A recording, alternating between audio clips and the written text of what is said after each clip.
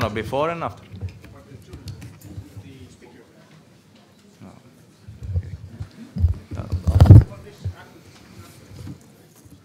So for proliferative diabetic retinopathy with diabetic macular edema, who is in favor of combining PRP with anti-VEGF injections?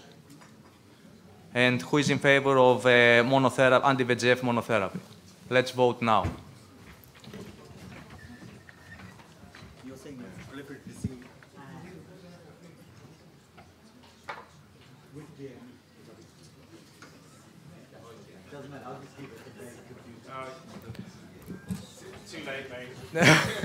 I'm just certifying it'll still be effective. Don't look so worried, Solon. You can stop voting now. Let's show the results. What's this? Combined 78. Okay. Okay, so.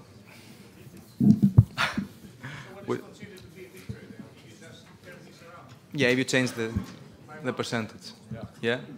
We call this draw. We call this draw.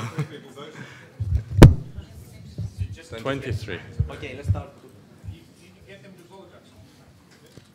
It's only 20 people.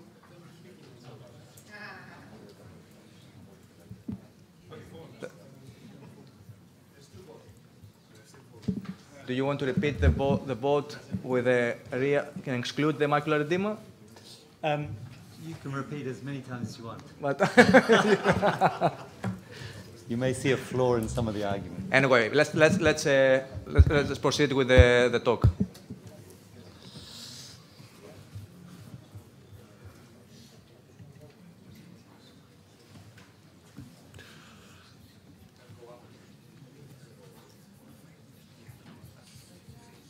How do you get the cursor?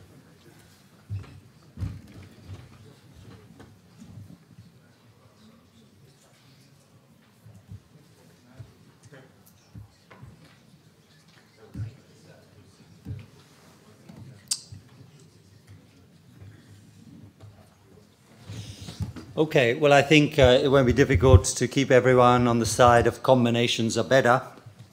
And so, just to open with some general observations that combinations are always better, because if you had Bonnie without Clyde, you'd have less enjoyment, less effect.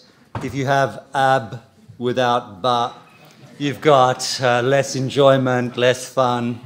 If you've got Batman without Robin, you don't have as an effective crime-fighting duo. And of course, if you've got anti-VEGF without laser, you end up in the same place. Also, you don't want to be so rigid as to be just with one therapy. And this is Solon with his single robust way that only anti-VEGF alone. But what you want is variety. So anti-VEGF and laser gives you complete freedom to do what you want with movement. So just keep these in your mind when you're trying to think how you should treat this. Where's all the problem come from, or why is there an interest? Well, Protocol S shows this, and I will focus on the other part of Protocol S, but remembering that in terms of baseline with DME, this only applies to less than a quarter of the patients that you will treat with proliferative disease. And at the end of the day, you've got only about 5.5 letters difference. So 1 line difference from this. And also, more importantly, that in terms of people with proliferative diabetic retinopathy, more than 3/4 at the end of it, after you've been treating for many years, will only have a 2.3 letter difference. And the cost, so it's not cost in terms of time, in terms of treatment, is a median of 14 injections for the anti-VEGF with baseline DME, and no baseline DME, 10 injections. And this will come up later in terms of burden as well as cost.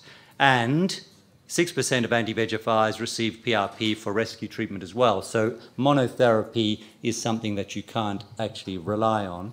With the PRP group, 55% of the eyes received initial PRP only, and so that's more than half of people will have a single treatment relative to these larger numbers here, and 45% only required further PRP for worsening PDR. And so PRP without baseline DME, just to remind you, received a median of 0 injections throughout the 2 years. So laser is still effective and shouldn't be jettisoned from your treatment options.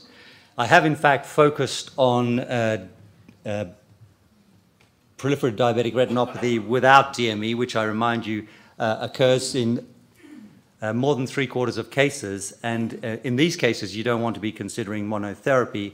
And although I've concentrated on this, and I see that in fact I should have concentrated with DME, you could replace the 2.3 letters for 5.5 letters. And I think I've made this point before, that you must keep an idea that each time you inject people, that you're giving them risk of these types of complications for these low numbers of letters gained. Rather than lines, these are only letters. And of course, we don't have quality of life data for this low amount of change in vision, but we certainly have good quality of life data for the effect of what you might get, remembering that laser never gives you such terrible outcomes. I know the counter to this is, what about the vitrectomy? And I'd like to point out this and show it before it's shown as a reason to not be interested in laser. But if you look at the difference here, it's only 22 vitrectomies. And I'm sure Alex will agree with me that the major complex of vitrectomy, which are endophthalmitis and non-treatable retinal detachments, are the same as those for intravitreal injections. At this point, you nod. Yes. Alex is definitely agreeing. And so what we see that was that with the PRP group, exposure to 22 increased risk events, which is what we've got, has to be compared, of course, with 148 cases with a median of 10 injections, which is around 1,500 increased risk events. So just remember that and keep that at the back of your mind when you want to jettison laser, which might be doing your patients a lot of good, and they're only being exposed to a small amount of extra risk, whereas they, with the number of injections that they're being exposed to, this is a bigger problem. Furthermore, we would hope that in the future, with better forms of laser, including micropulse and different scatter programs, that we will in fact reduce even the field concerns, which will also be brought up, I'm sure, later. And also, anti-VEGF injections, there's a massive difference, of course, in treatment burden. And so I just draw your attention to this excellent photo here, and you can see that this chap is enjoying the benefits of just PRP, whereas this is the burden of anti-VEGF as well. What about cost? I don't have to remind you, the calculator did this when I was trying to calculate the cost for anti-VEGF as opposed to PRP. And of course, the risk of worsening disease and treatment failure if a patient is treated with anti-VEGF and fails to return for appropriate follow-up because, of course, they're diabetic and they've ended up in hospital. Next time you see them, expecting their 15th injection, they've, of course, lost their vision.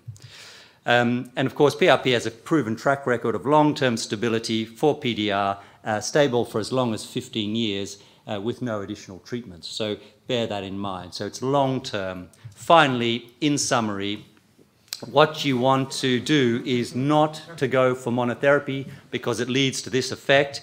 Injections, of course, soon will just be a toy in this man's armamentarium. And what we want is combination therapy. Thank you.